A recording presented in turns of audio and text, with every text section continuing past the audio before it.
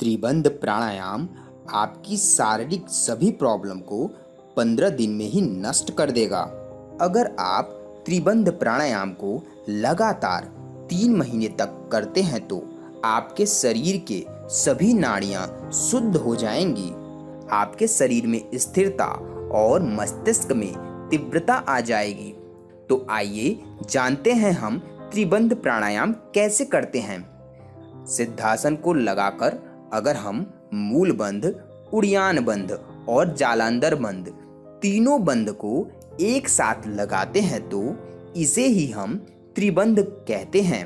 और इस तीनों बंध को लगाकर अगर हम प्राणायाम पर ध्यान दें यानी प्राणायाम करें तो इसे ही हम त्रिबंध प्राणायाम कहते हैं। तो दोस्तों, आइए हम इसे विस्तार से समझते हैं कि हमें किस प्रकार से तीनों बंध लगाना है और किस प्रकार से हमें प्राणायाम करना है। तीनों बंध और प्राणायाम को समझने से पहले हमें सिद्धासन और योनि बंध के बारे में जानना होगा। आइए पहले हम इसे समझते हैं।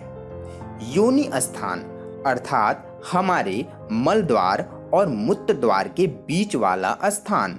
मल द्वार जहाँ से हम मल को त्यागते हैं और मूत्र द्वार के बीच में 4 अंगुल का दूरी होता है, उस स्थान को ही हम योनि स्थान कहते हैं। आइए जानते हैं सिद्धासन कैसे करते हैं।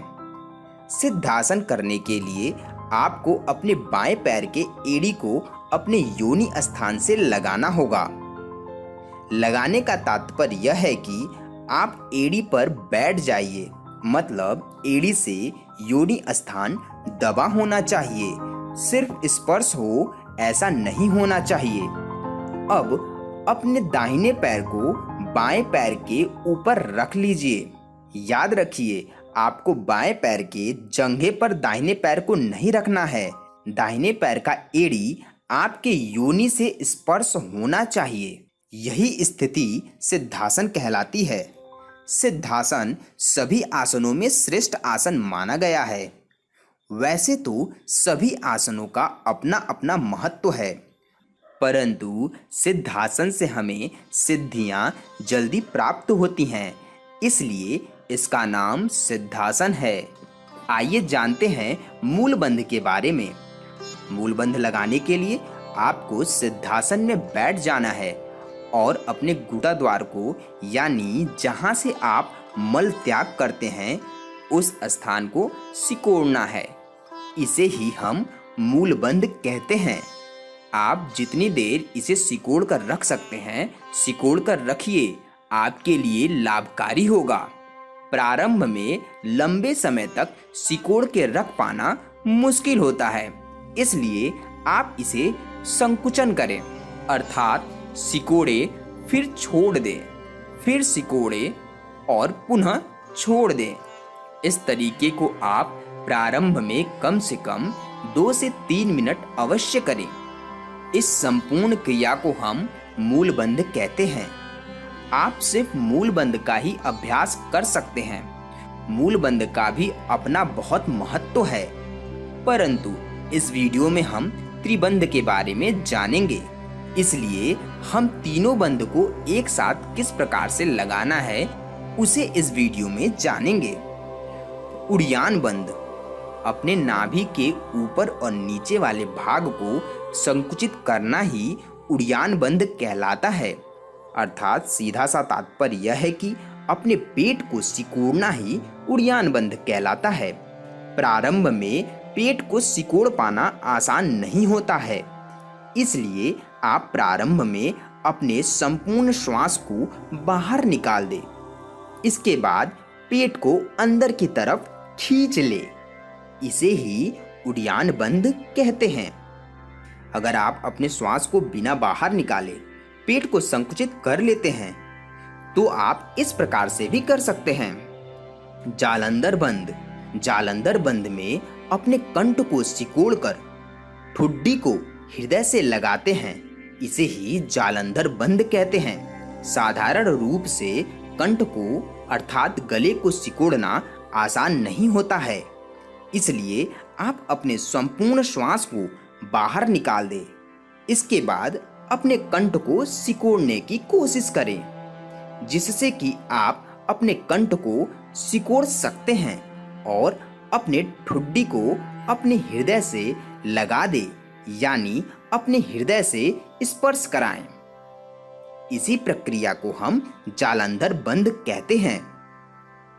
दोस्तों, आइए हम जानते हैं कि त्रिबंध अर्थात तीनों बंद को एक साथ कैसे लगाते हैं। सर्वप्रथम आप सिद्धासन में बैठ जाइए।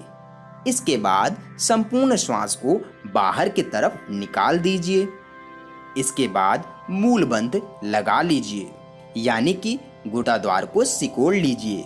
साथ में उड्डयन बंद भी लगाइए, अर्थात अपने पेट को भी सिकोड़ लीजिए।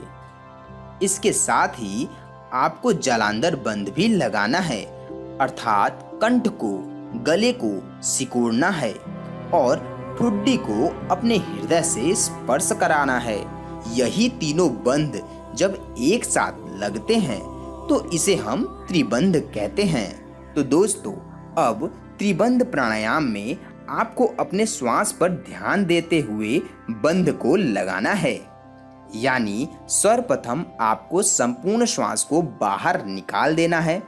इसके बाद मूल बंद, जालंधर बंद, उड्डयन बंद, तीनों बंद एक साथ लगाना है। जब तक श्वास आप बाहर निकालकर रोक सकते हैं, रोकिए।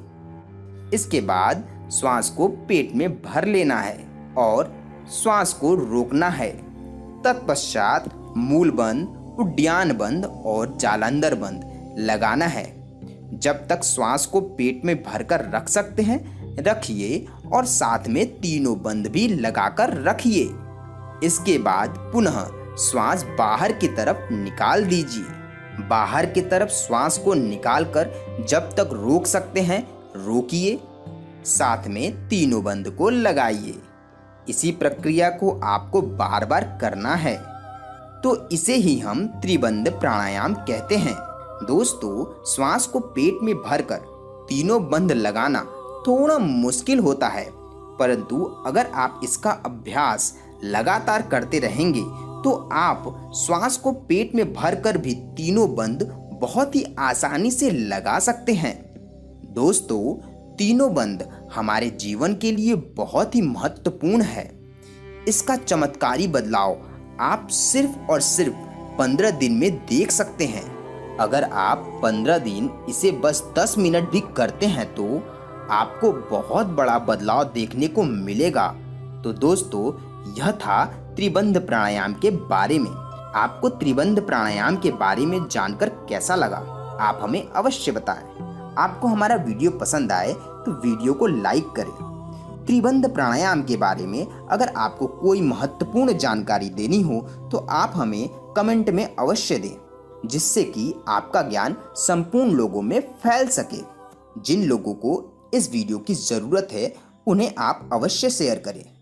अगर आप हमारे चैनल पे नए हैं तो आप हमारे चैनल को सब्सक्राइब करके अपना प्यार हम तक पहुंचा सकते हैं।